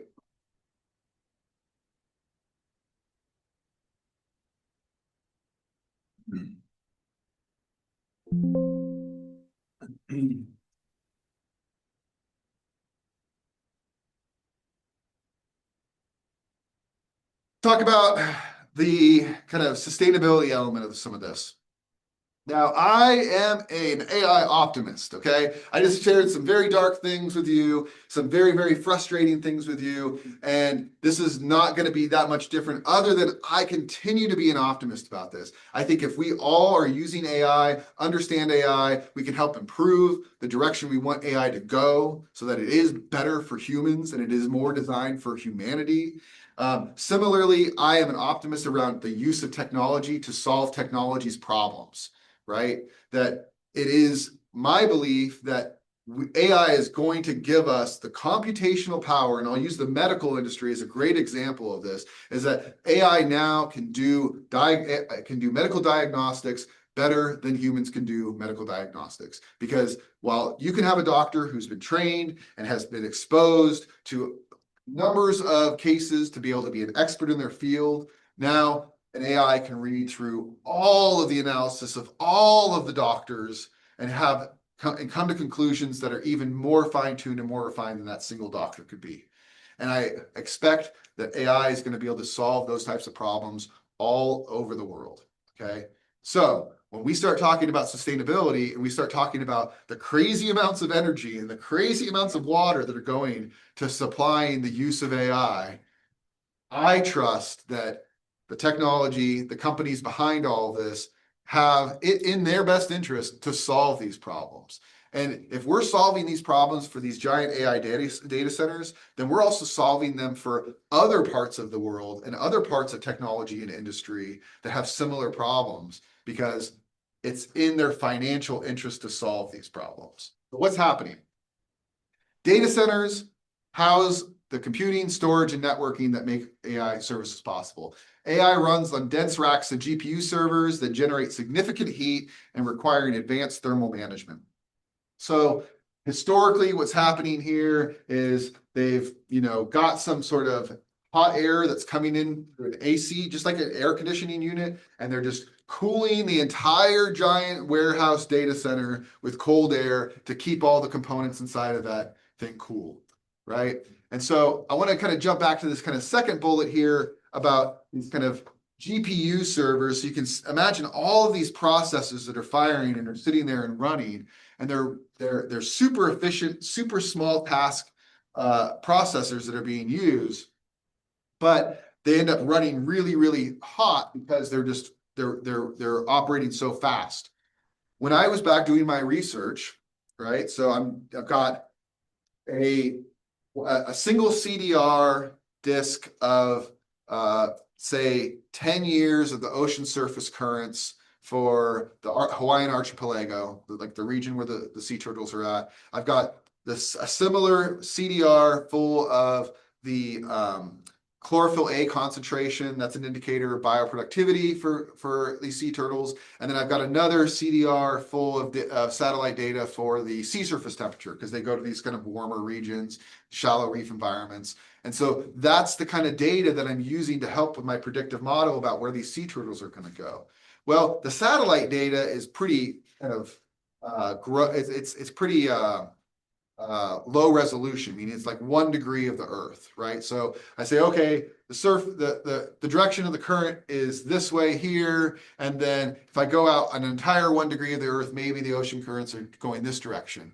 Well, so I use some mathematics and I model that down to 1/10 of a degree of the Earth. So I've just increased the size of my data tenfold for each one of those data sets. So now I've got 10 times. So now I've got 30 CDRs full of data that I'm trying to process all at once with this mathematical model. And I'm trying to do it on a Windows XP machine, okay?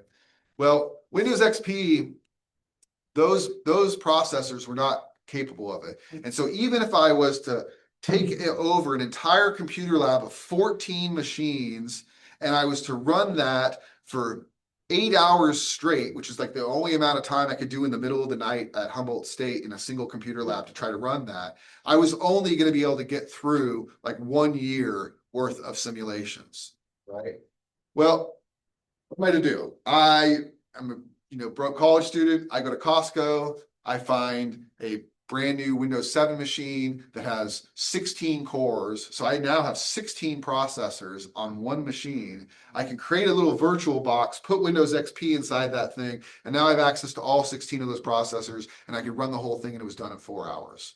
So I'm saying this to say that although this kind of massive amount of energy and computational expense that was happening on just one generation cycle of computing is happening right now, that we are very quickly moving in a direction where all of these models will be on your phone, right? All of that heat, all of that generation will just be so efficient that it'll be happening on your device itself. You won't be using a data center to be running all of that processing. It'll be happening in real time on your phone, okay?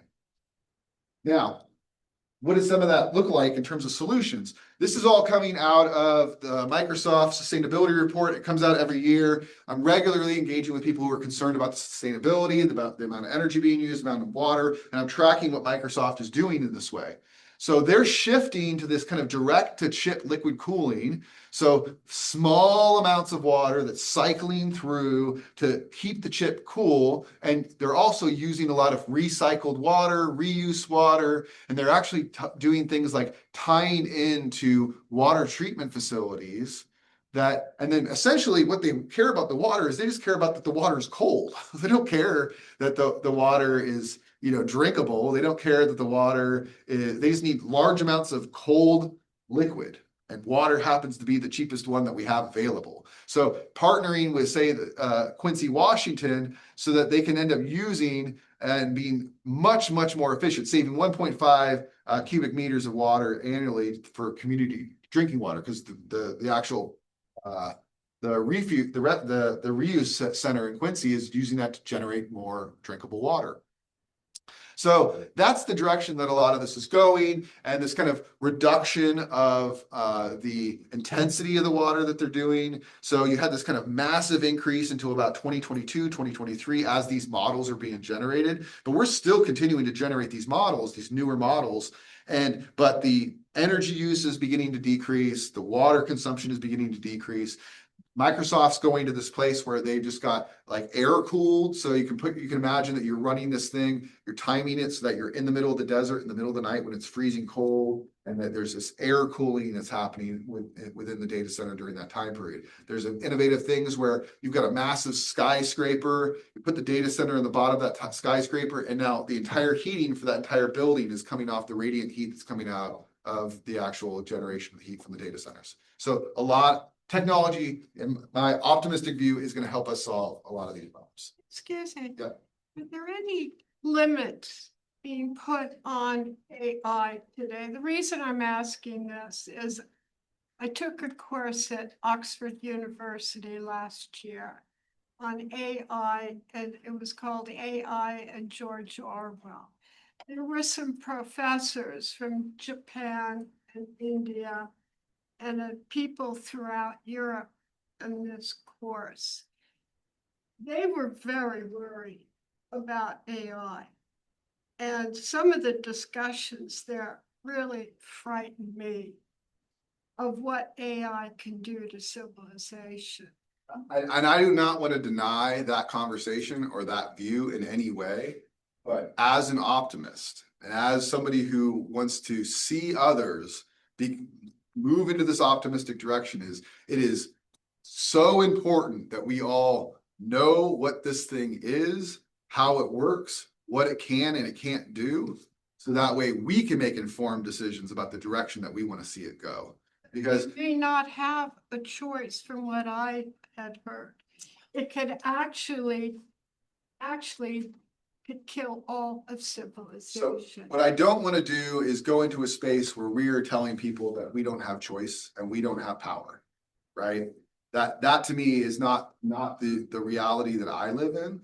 That I live in a society and I live in a world where folks can use their voice to enact change, and people can use their knowledge to enact power. And it starts growing exponentially beyond our power to control.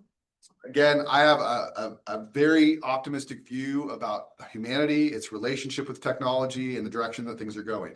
We could have said the same thing about technology 100 years ago. We could have said the same thing about technology 50 years ago, and there was probably those same types of views being purported at those times and those points in our technological advancement. And think about the nuclear bomb and how Oppenheimer felt after. Right. But sure, and we have nuclear technology, but we're still here. We haven't blown up the planet yet. Yeah. Even though we have this technology that's been sitting there and that we've utilized it. And why is that the case? Well, there's a certain level of faith in humanity that I have to have that's the reason why we haven't blown the planet up. I have the same type of optimism about humanity when it comes to technology, and it's specifically AI. Yes. Yeah, my question is coming back to the use of AI in my memoir writing. Absolutely. Which is why I'm here. This is all really helpful, this background and all the information. Yeah. But I'm really interested in how to use this as a tool now. I promise. Because I'm like 5 years into it and I want to get done when I get you. I get you. And I is ticking. I promise you for me to get there. I intentionally, like I said, this first week is really just some kind of ground setting so that we all understand the technology, get comfortable with the technology, getting comfortable using the technology. A lot of this conversation about fear is really important so that way we feel comfortable using this technology. So, getting started with ChatGPT, okay? This is what I think is the most important things to start thinking about once you get in and you have an account with ChatGPT. Again, I'm using that because that's the tool that I have access to, that I'm the most comfortable using. But I imagine that many of these same features, many of these same settings, many of these same customizations are available on these other models. I haven't explored those individual ones. If you want to come up to me and talk to me about how to do these on those models, I'm happy to tinker with you. But what I'm going to go through is the very specifics about how to do that with this model, okay? The first thing that you'll do is once you create an account, and I need to stop share for one thing. Then I'm going to actually finally back to duplicate.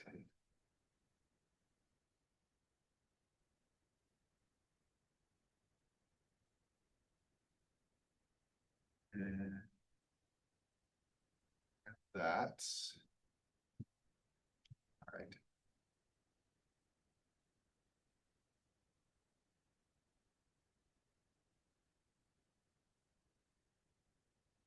I'm gonna go ahead and log in, but you would sign up for the first time. Either way, you're gonna get into ChatGPT with your account.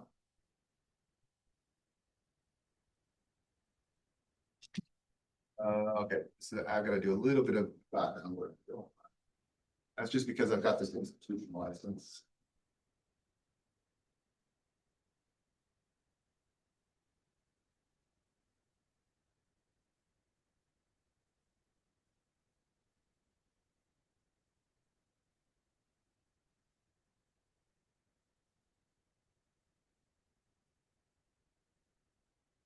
Okay. So the big difference between when you are just using the website without logging in and when you're logging in is you have access to a lot of settings, a lot of customization, as well as your kind of history you have here. So my entire chat history is sitting here. I can search my chat history. In fact, to come up with examples for you today, I have a bunch of, I went through and searched my chat to find particular things that I talked about in the past and kind of share some of those. So the first thing I want to share with you though, is the ways that you can customize ChatGPT. So click down on your name once you're in your account, then a menu will pop up where you've got settings and personalization. And I'm going to click on settings, but you can get the personalization from there as well. And so there's some basic kind of settings that you can play around with and choose. I'm going to focus on personalization now and talk through some of these personalization options. The first one is base style and tone. I have the default. And like I said, ChatGPT has been changing over time to try to appeal to a more wider audience.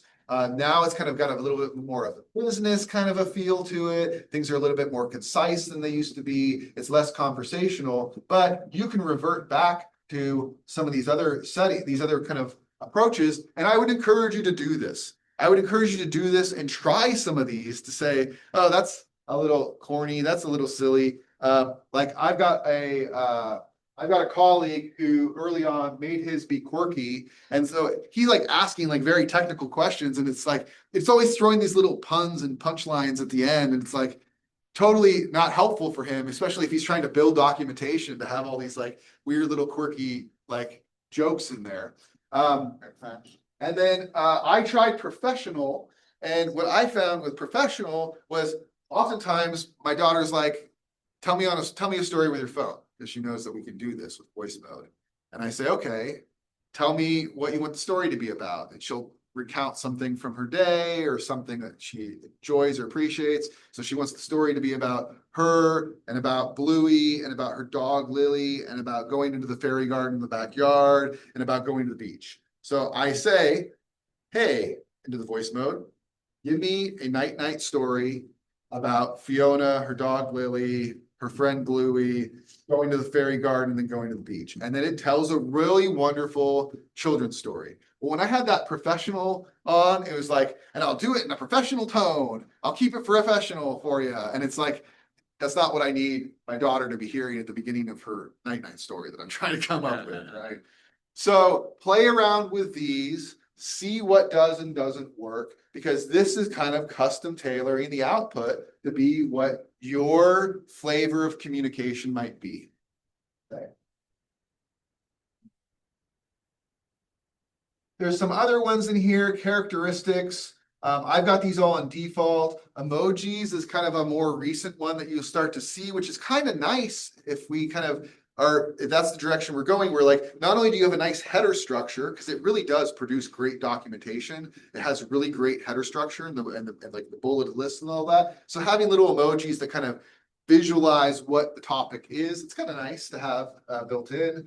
And then custom instructions. So things that you want it to always do, things that you want it to, or how you want it to refer to you, things that you want it to do. All of those things are also customizable for you. So I want it to call me Professor Falbo, in my output, because oftentimes I want to sign off to a student and I want to have that be as Professor Falbo. So it refers to me as Professor Falbo. Yes. So, and I think you kind of are alluding to this, but so if you're Professor Falbo and you want professional, you give it one. If you have it to your daughter, you can give it to a different, so you can set the preferences per chat. Is that what I'm hearing you say? Yeah, you could, I mean, you're changing it for your instance, but you could just as well in the chat customize the prompt to say, I want you to change modes and be with an enthusiastic tone, to be quirky. I want the response to be nerdy. I would like, you can absolutely customize within the chat. Oh, within the This is chat. a global feature across your account. That's what we're talking about here. So, okay, so to kind of finish that thought then, so you would normally have one setting for your overall, but in each individual chat where you would go in and say what you wanted it to be like. That's right. That's right. And I'll look at some examples of that too. I want to teach you some good prompting techniques too. So then other things just about me, its occupation, what it knows about me. So I'm telling it very individual things. And then also there's a memory feature. Now the memory feature is things like, hey, I'm working on this project for the CSU that's looking at the retention of students over time. And this is what I'm working on. And then do this thing for me. Because I said, I'm working on this, the memory triggers and says, oh, this is a thing he's working on. We should remember that. So that way, when he's making reference to those things before, we can remember that he's doing those things, and our context includes that we know what that project is. So if I then am talking later about student retention efforts, it says, oh, he was working on a project with student retention efforts, and I know that my context window is now changing. I'm changing that transformer. I'm changing those distances to be more for the work that I'm doing, because it's remembering that work that I'm doing. So the one thing I will say about memory, though, it's specifically in the context of the tool that I'm going to share with you in all custom GPTs, is that custom GPTs do not access memory. So if I go and use my memoir writing tool that I'm going to share with you, it doesn't know anything that's in my memory when I do that. So that is the only feature that is vacant from, but all that personalization stuff that's up to that point, all of those things will still be included when you're doing the memoir writing. So fine tune your experience with ChatGPT and either do or don't provide access to memory for it when it's wanting that. Now, the memory that you have access to on a free plan is very, very small. It's very small. It's not, it's maybe like 3 or 4 things that it will remember about you. So just kind of keep that in mind that this is more of a paid feature anyway. Okay. And then being able to reference the record history. So I can actually ask it what it knows about me. Or transcripts or things like that. Oh, this is actually, there's a feature on the specifically on the Apple application that lets you do recordings and transcriptions. And this is to say that if you have that, you can make reference to those. Okay, so that's the first thing that I want to share is customization of the platform, of your profile, of your experience. The next one I want to share is this kind of multimodal aspect of things. So the first thing is this little plus that's here. Here is where you can add photos, you can add files, you can add many, many different things. And ChatGPT is really good about this. There's a very unique file structure that all of the courses have, the online courses have, and I can export those things and import them into another school. So I can take my course from Sonoma State, I can go to SRJC, upload it into theirs, and it's a very unique file structure. ChatGPT is the only one that I've found that is able to read that file structure completely and then be able to use it and actually make modifications off it. So ChatGPT is really great with files, PDFs, images, Word documents, really anything that you want to upload into this thing, it's going to be able to process it and use it as part of what you're doing. So yes. Does that stay only in your account at GPT, or does it go so anybody can access? This is all just within your account, right? And again, read the details of whatever the terms and conditions of your account with whatever these platforms are to make sure what they're doing with that information as a platform. But in terms of being able to share these things outside or other people having access to them, no. And in fact, there is a little share button that you can do in a chat, so I can share chats, but with files, it won't share the files out. So it'll say limited to be able to only show you the output, right? Or what the input was, but not the files that are being shared. So you can't actually share the files when you share a chat with somebody else. Thanks. So I ask, add an addendum to that question. So say upload. I don't know how to do. Oh, okay. In my computer, in my downloads folder, I have all of these research articles that I'm interested in, right? So I've got stuff on the ocean surface currents and on sea turtles, all these research articles, right? And I want to do new inventive research that's based on those articles. I can upload all of those articles that are on my machine into this chat, up to 10, I think, per chat. Oh, I click this button that says add photos and files. Sure. And then I search my computer and I find those files. Yeah. Don't worry about organizational knowledge. You probably won't have that. That's because I'm part of an institutional license. But some of these other ones are kind of these more niche things. You don't have to select these. You can just say in the chat, I want you to create an image, and it'll create that image. So, but these are to kind of help with the prompting space and some of the things that you're doing here. And actually, they've really started to expand into the space of like connecting to other applications. And so they've kind of gone into this study and learn mode that's trying to help students more like a Socratic tutor, but like asking follow-up questions rather than just spitting out answers. Agent mode, this is like the direction that the world is going, where I say, okay, I want you to be an agent that goes to this website and pulls all of the price data from this website every day at 4 p.m. So if I'm sitting there wanting to track the Amazon marketplace for, say, like granola, like, you know, my family's got a granola company and we want to see what the market is, I can have an agent whose entire job is just to go out every 4 p.m., go and track and pull all of the data from Amazon, put it into a spreadsheet file, and then let me know when it's done. And so every day I can go and say, oh yeah, okay, this is what the going rate of granola is. And so that's this kind of agent mode. That's the direction the world's going. And then Canvas, this is kind of like a document editor space. So it'll have output, but maybe the output's like, you're like, draft up a newsletter to my community and then go into Canvas mode and I can start editing it live. And so I make my edits and I say, great, I've made my edits. Can you now add a new section? So this is kind of like a nice hybrid between output and an editable output space where the AI is kind of interacting with you as you kind of propose your documentation with it. Okay. The other is voice mode.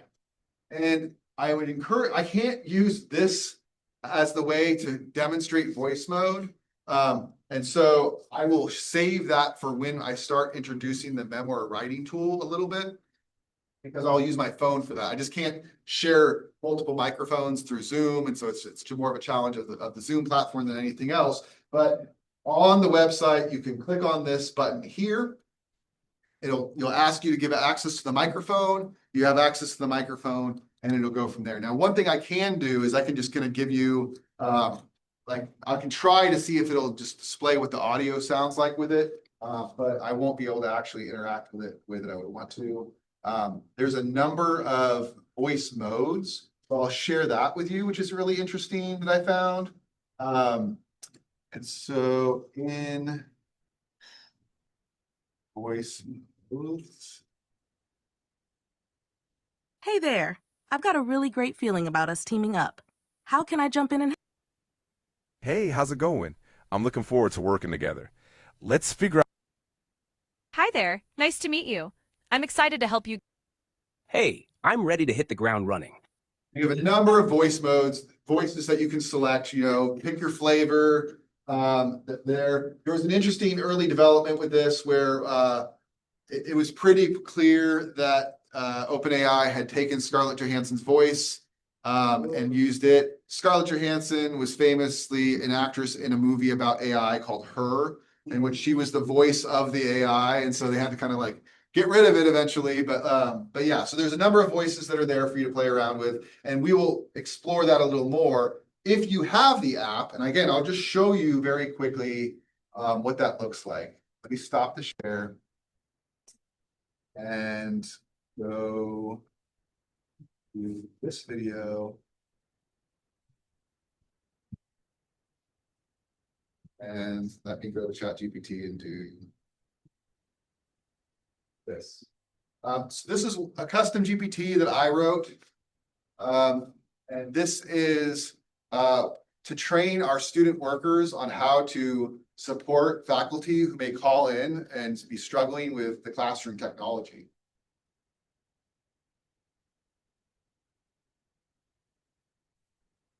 Hey, I'm in Stevenson 1301, director's not working. Oh, I'm sorry you're doing that just to make sure we can help. Are you using your laptop or the classroom computer with the projector? And can you tell me what exactly you see on the projector screen right now? I just see a blue screen and I'm using the classroom computer. Got it. That blue screen usually means the projector isn't getting a signal. Could you check if the classroom computer is on and if the cable connecting it to the projector is securely plugged in? Yeah, the cable's plugged in, the computer's on. All right, thanks for checking. Let's try one more thing. On the classroom computer, could you press the Windows key and the P key together? You'll see some display options. Choose duplicate or extend. And see if that gets the projector to show the screen. Yeah, that totally fixed it, thanks. I'm glad that worked out. If anything else comes up, don't hesitate to reach out. So there's an example of voice mode. And I just developed that one. I took we have a telephone script that we were introducing to students who were going to be sitting at our front desk and answering the phone. And we said, read this script so you understand how to support faculty in that way. But it's still very daunting, right? Because what happens is professor calls and they're all frustrated and they're all upset and they want like resolution right there in the moment, right? And what they want is they want somebody to leave and come over here and do that for them. Yeah. And so we want to empower our students to walk the faculty member through the troubleshooting process to do it for themselves, right? So that's an example of voice mode. I encourage you to play around with voice mode. The tool that I've developed is got a voice mode component to it, I think.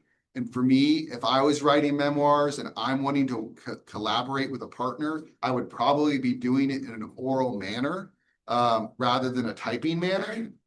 When I've used it, I use it a lot in my car where I was just thinking about this, like, I drove by these eucalyptus and it really reminded me of the times I used to drive out to the beach on Bayside Road. And let me talk to you about skimboarding at Salmon Creek for a little, and then it starts engaging me. It asks follow-up questions. Again, I'll introduce it to you. But the reason I'm sharing this now is because I want you to be playing with these tools. And I have so much more to share. And I will probably try to get us kind of closer to be wrapped up soon. But I've got a number of the slides that are here are kind of giving you ways to get started, right?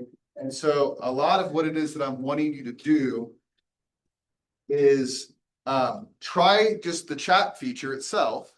And so I'll give a quick example of this. Start of the semester, student doesn't show up for the first 2 weeks. They haven't submitted any homework and they haven't showed up, right? They're on my roster still. I got to send that email, and I've sent that email every single semester for like 10 years. I show up to class, yeah, right? Well, what happens? That student just goes out the ether, and those students don't respond. Why? Because I am so like done with that email that I have to send every semester that email sucks, and the student reads it, and that's like, this sucks. This professor sucks. And so what did I do? I said, hey, here's this email of me being all upset. Write it in an inclusive, friendly tone. And here is an example of what it did.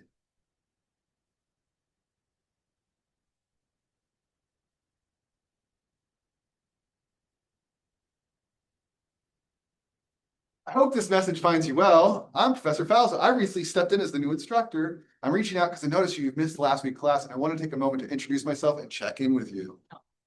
More than anything, I want to support your success in this course. And in my experience, the single most important thing for doing well is simply showing up. This is a game changer, right? Students, so I sent this email years and years. Students were showing up in my office and they're introducing themselves to me. And they're like, it just changed everything, right? And it was just use, like, what was the prompt I used here?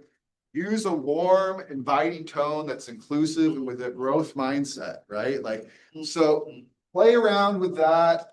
So I've got some examples there about email communications.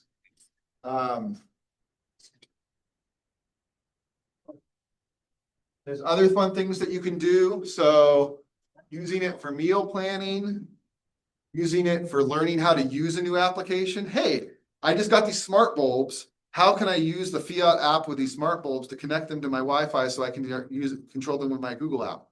Put something like that in, right? And you can see what it does. Let me tell you a quick example of this. I recently broke my elbow.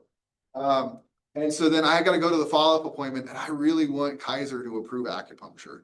And I don't know if any of you have Kaiser, and I don't know if any of you know about how you get approval of care for Kaiser, but it's not easy. You have to use the right words, right, for them to authorize care. And so I had a great prompt experience. Listen to that one. I must not have grabbed that one. Oh, here it is.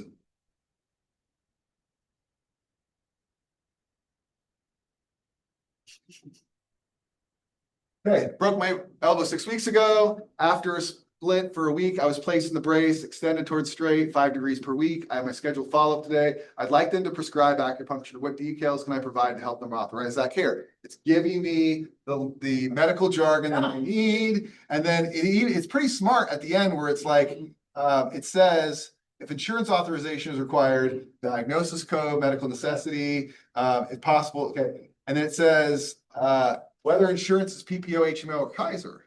Oh, it's Kaiser. Oh, Kaiser, that helps a lot. Oh, they are very particular, but also very predictable. Here's how to maximize your chances within Kaiser's rules and documentation habits, right? There's play with these tools. Everyday things that you have. I'll give you another example. My partner's looking to buy a house. She gets these disclosures. She sends me the disclosures. I'm, trying to get everything ready to go to Disneyland. I'm not looking at disclosures. I put it in. I put the disclosures in, and I say, give me a strategy for an offer based on these disclosures. And it did amazing work, way better than a realtor does, in terms of trying to break down what the disclosures mean, what it would mean, like long-term repair, maintenance types of decisions. So again, play around. I've got some of these kind of here. We are out of time. It does mean. Basically where we needed to be. I got some more tools to share. I'll share them in conjunction with the memoir writing tool when we meet next time. From today. Thank you. Nice. It's awesome. Oh, and I guess I'll leave us with the AI. Whole lot.